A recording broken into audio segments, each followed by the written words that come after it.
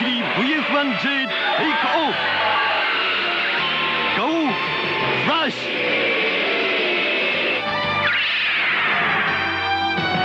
バトロイドファイト。3つのタイプに完全変形、カラーリングも楽しめるスーパーリアルモデル、タカトゥクトイスのバトロイドバルキリー。要塞艦ビッグマクロスも登場。 In their efforts to capture the SDF-1, the Zentraedi have gathered a vast degree of intelligence on the meager advancements of the Micronians within their own solar system. Such a limited expanse seemed contrary to their apparently ample ability of consistently, creatively outmaneuvering BREETAI's flotilla. After the Battle of Saturn, it became prudent for the Zentraedi to scout out the other planets of this system and possibly lay their own traps for Zor's battle fortress. One such scout ship enters the orbit of Mars, descending through its thin atmosphere to find the remnants of a Micronian base. The Cyclops recon vessel reports its findings back to BREETAI as Exodore briefs his fleet commander. The base contains no life signs or energy readings, with Exodore postulating that this evidence suggests the base stands abandoned, possibly from one of the Micronians' own interpersonal wars, with those stationed on this outpost either having not survived or escaped. BREETAI's instincts tell him this is the perfect place to lie in wait for the battle fortress, especially as the 7th Mechanized Division of the Batora fleet will soon join them.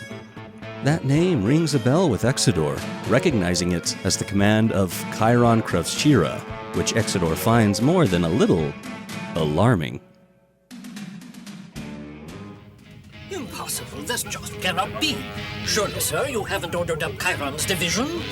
Indeed I have, and why not? Aren't you familiar, sir, with his reputation and his battle record? In the Moda operation, he got drunk and ended up killing some of his own men. In the Osiris battle zone, he almost wiped out 2 divisions of friendly forces while successfully destroying the enemy. And for that, his own troops have named him the Backstabber. So they call him the Backstabber. Warning! Ships emerging from spacefold are too close to our forces. Collision imminent. The collision of this D-fold wreaks havoc amongst BREETAI's flagship and a handful of others, knocking over Exodore as this quadruple command ship skids along the hull, breaking bits off as it passes by. This is happening just as I expected. KHYRON, sir, he is a commander totally without discipline. Commander, the 7th Mechanized Space Division has arrived. We're reporting as ordered, BREETAI. Ha! Just as I thought. We crashed into 4 ships total. You thought it would only be 3 at the most. I win the bid. Be quiet, you fool! Our conversation is being broadcast! What? Sorry. BREETAI begins chewing KHYRON out immediately for his antics, threatening to take away his command if he doesn't behave. KHYRON's glance behind him shows that he blames this reprimand on his second-in-command, Grell.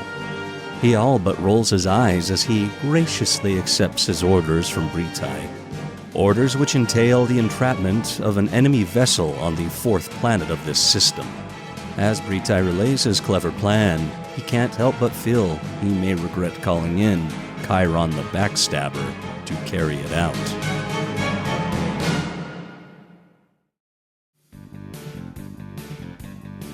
The SDF-1 finds itself in yet another skirmish on its journey back to Earth. Having reverted to its cruiser mode to hasten its speed through the solar system, it moves along, with Global ordering course adjustments to support the squadrons of veritech fighters defending the ship. As Lisa issues new combat instructions to Roy Fokker, leader of the Skull Squadron, they meet the enemy head-on.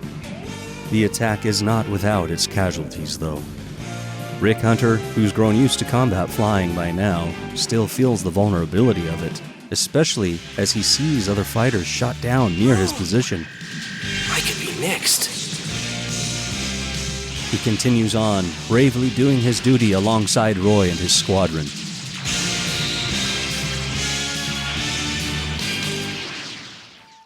Vanessa finally declares the retreat of the enemy on the bridge, and the crew there lament the number of Zentraedi attacks they've suffered over the last few days.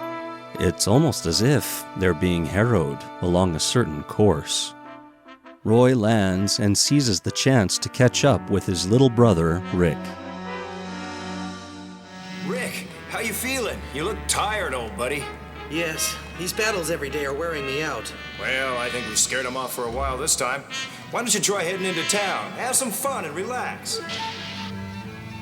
News from the bridge. We have been attacked by 120 enemy pods, but our 1st, 4th, and 7th fighter squadrons have succeeded in completely destroying them.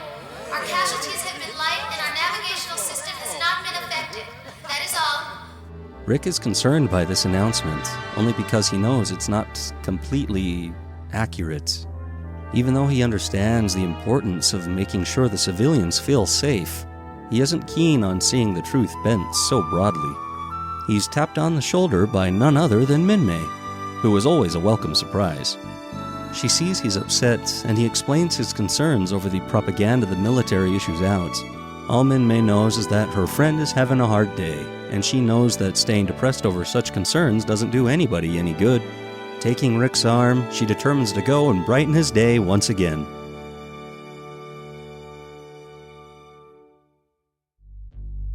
Meanwhile, the bridge crew is receiving some nonsensical signals, which Vanessa determines the origin of, coming from Sarah Base on Mars.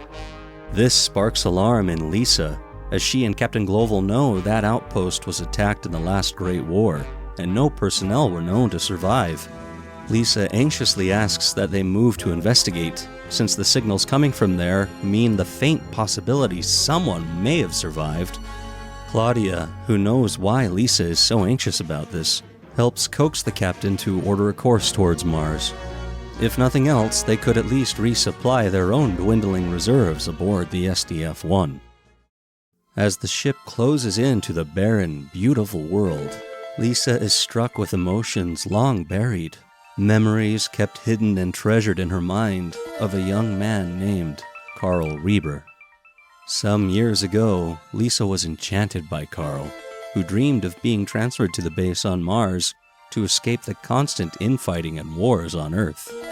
His peaceful views, not to mention his dreamy eyes, had stolen a young Lisa's heart. Their romance was fairly illicit in the sense that Lisa's high-ranking military father never approved of this boy and his pacifistic sensibilities. One more reason Carl thought it prudent to transfer to Mars. Lisa determined that she'll follow him one day, once her own military career and advancement would allow it. As Carl says goodbye to her with a kiss, he hopes they can be together soon. Yet,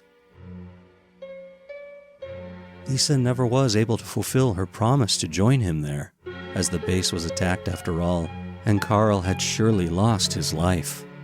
The shock of these memories Lisa kept buried all these years drown her in nostalgia, until Captain Global snaps her out of it, ordering a recon vessel sent to check the base. The Cat's Eye ship does several passes of the outpost, never once seeing the buried Cyclops reconnaissance ship hidden from view, Giraro in sight of it, or KHYRON and hundreds of battle pods hidden in the canyon not far away. The SDF-1 cautiously sets down outside the base until their own defense perimeter can be established. Enemy ship descending. It's down. The enemy ship has landed, sir, but it's way out of range of our mines. Oh, I wouldn't worry about that, Giraro. Soon the enemy will approach the base, and when they do, they'll walk right into our trap, and there'll be no way for them to get out. Unleashing a myriad of destroids as security, they ready the transfer of supplies from the base. Feeling all is well, the SDF-1 moves closer to hasten the operation. This, unfortunately, sets them right in the middle of the Zentraedi gravity mines laid out by KHYRON's men, unknowingly ensnaring the battle fortress once the mines are powered up. Come on, little father. Step into my trap. Yes.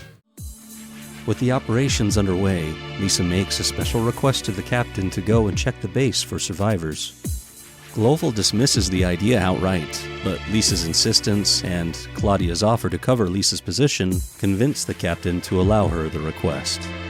The patrolling Veritech fighters join the ground destroids as the resupply is underway. and Rick takes this opportunity to make a request of his own to Roy. Commander, how about giving me a day off next week, all right? Over.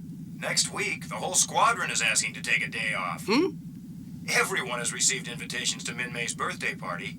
Believe it or not, she even invited me. Huh? Hey, who is that gabbing on this channel? Hey, Claudia. Who's Claudia? Is she that old sourpuss, Roy? The person you're talking about should be passing underneath you guys right now. Oh, no. Hope she didn't hear you, Rick.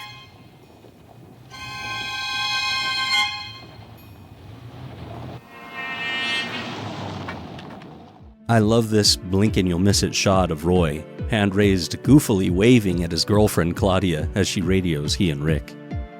As Lisa enters the base, she isn't sure where to start, so she seemingly, randomly, checks everywhere, going level by level. She is surprised to see the base's main computer is on and active. She turns it off, but takes this as either a sign of encouragement that personnel have survived, or a sign of some other sinister motive at play. KHYRON waits as the gravity mines spool up the power necessary to weigh down the SDF-1, yet his patience is diminishing quickly. Not as quickly as some of his battle-hungry subordinates, though. Captain, I can't wait any longer. I'm going now. What's going on? If I can sit here waiting patiently, everybody can.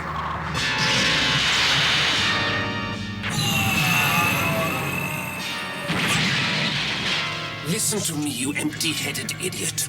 Don't you ever disobey an order of mine again, or I shall kill you next time, you understand?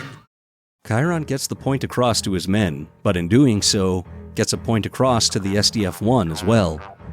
Eagle-eyed Vanessa detects the explosion of the battle pod. Global directs their recon vessel to investigate, and its findings raise all alarms.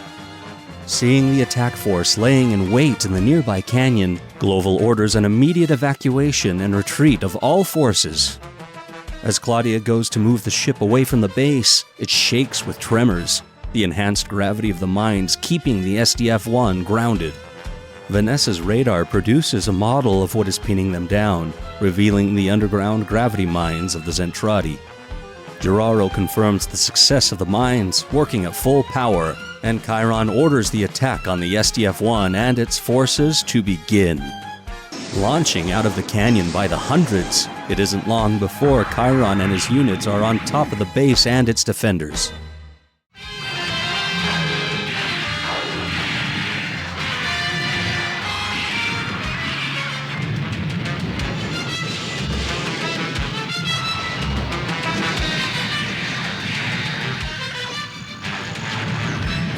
They fell for it, now kill them!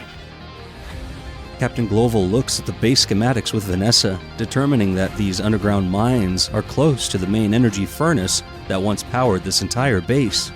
Global comes up with a daring plan and orders Claudia to radio Lisa for instructions. You want me to blow the base up? I want you to put the furnace into overdrive so it will blow up and destroy the enemy's mine system. It's our only chance. Lisa, listen to me. You're the only one who can do this in time to save the 70,000 of us here on the battle fortress. If you can't do it, we'll have to try a suicide mission. Claudia, get me Fokker. No, wait, I'll do it. Lisa descends to the bottom floors of the base, feeling the weight of this responsibility to save her friends and crew members. Quickly, she sets the furnace controls to overload before she begins to make her own escape back to the ship. Claudia informs Global she detects the increasing energy of the furnaces as the captain orders that in their retreat, the veritechs and destroids should attempt to lure the battle pods onto the base as much as possible so they can get a front row seat to the impending fireworks. As the destroids begin to pull back, KHYRON takes this as a sign of cowardice from the Micronians, pressing his attack further into the base perimeter. Lisa runs through the base as quickly as she can, past rows of personnel quarters, yet the furnace overload has initiated blast doors to close and seal portions of the base, trapping Lisa in a hallway. As she looks for a way out, she stumbles upon one name labeled on a nearby door. Reber. She enters what must have been the quarters of her long-lost love, and despite the emergency sirens blaring all around her, She takes in the space in which he used to dwell, feeling the spirit of him in his personal things as she takes a seat. Her promise to join him here now finally fulfilled. Oh, darling, I finally made it. Lieutenant Hayes, please respond. Lisa, the furnace will be exploding in a few minutes. Answer me! She may be hurt. Better send somebody in to rescue her. Men, we've just been ordered to fly onto the base to pick up Lieutenant Hayes. Rick, I'm putting you in charge. Huh? Why me? Because you proved to me you're responsible enough, and besides, you'll be saving someone's life. I appreciate your confidence, but why does it have to be that particular lady? Peggy. All right, cut it out, Roy. I'll bring her home. Despite his jokes and banter with Roy, Rick is happy to perform this duty, but can't help but feel the irony of being assigned to rescue the one person from the SDF-1 that he'd almost rather not. Rick's sensors show Lisa's position at the residency section of the base, and about 50 battle pods between them. Rick unleashes his remaining missiles at them, clearing a spot to land in Guardian mode, causing them to blow a bunch of each other up in their attempt to hit his nimble fighter. Switching to Battloid, he skillfully cuts a swath through this entire battalion of pods, a feat Roy takes notice of from high above. Boy, it's really gotten a lot better. Having cleared his path and laid down cover fire, he zooms towards Lisa's position at top speed, ready to free her from her impasse, and hopefully earn his own freedom from her constantly griping at him. He warns her he's about to break through the wall, which she barely takes note of, right before his veritech's fist bashes through it right next to her.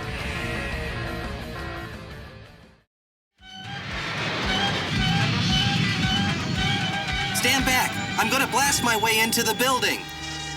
Are you ready? Here I come. Come on, move it. I'm not leaving this room. I don't know why you're here, but you can leave right now. Is it something I said? Go away. 1 minute to meltdown. 1 minute. I have no idea what's happening here, but my life is at stake now too, so come on. I'm not leaving. No way, you have to come. Leave me alone. No, put me down. 30 seconds to explosion. Get out of there, Rick!